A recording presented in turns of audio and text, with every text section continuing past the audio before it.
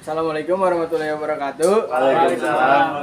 Kami dari kelompok Belanda ingin mempresentasikan dengan Belanda. Kelompok kami terdiri atas Akli, Ilham, Rashid, dan Seno.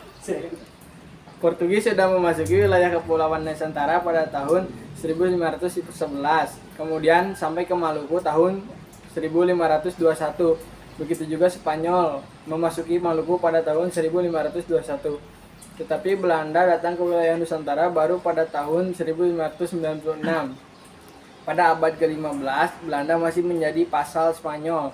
Berbagai gerakan terus dilakukan Belanda untuk melepaskan diri dari Spanyol yang kemudian dikenal Revolusi 80 tahun. Revolusi ini dimulai tahun 1566.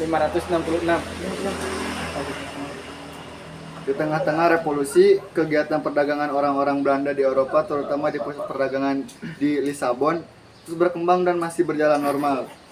Belanda juga tidak menemui kesulitan untuk mendapatkan rempah-rempah di Lisabon, tetapi pada saat Portugis berada di bawah kekuasaan Spanyol, maka Belanda dilarang lagi berdagang di Lisabon. Dengan demikian, Belanda menemui kesulitan untuk mendapatkan rempah-rempah. Belanda harus berusaha untuk mendapatkan rempah-rempah seperti yang dilakukan Portugis dan Spanyol. Orang-orang Belanda mulai mencari jalan untuk pergi ke dunia timur atau tanah Hindia.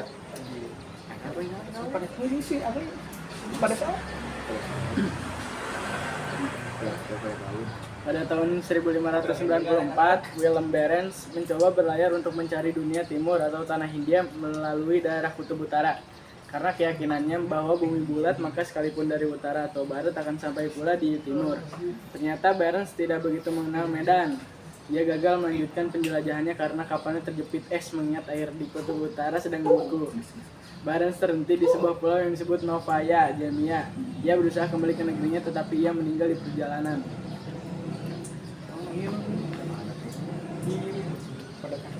Pada tahun 1595, pelaut Belanda yang lain yakni Cornelis de Voortman dan Guenter de Queyros memulai pelayaran kedua. Pelaut ini bersama armadanya dengan kekuatan 4 kapal dan 259 awak kapal beserta 64 pucuk meriam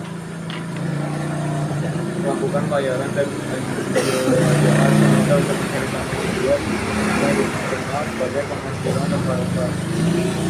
Cornelis de Voortman mengambil bumi laut yang sudah biasa dilalui orang-orang Portugis. Tahun 1596, Cornelis de Voortman beserta armadanya berhasil mencapai Kepulauan Nusantara. Dia dan rombongan mendarat di Banten.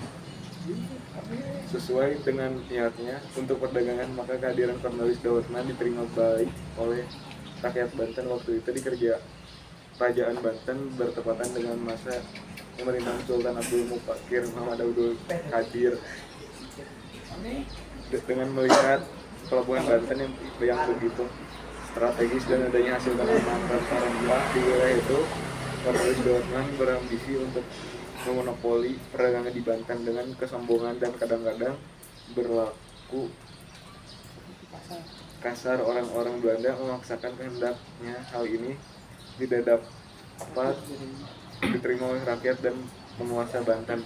Oleh karena itu, rakyat mulai membenci, bahkan kemudian mengusir orang-orang Belanda itu. Cornelis de Voortman dan armadanya segera meninggalkan Banten dan akhirnya kembali ke Belanda. Ekspedisi penjelajahan berikutnya segera dipersiapkan untuk kembali menuju Kepulauan Nusantara. Rombongan kali ini dipimpin antara lain oleh Jacob van Heemskerk. Tahun 1598,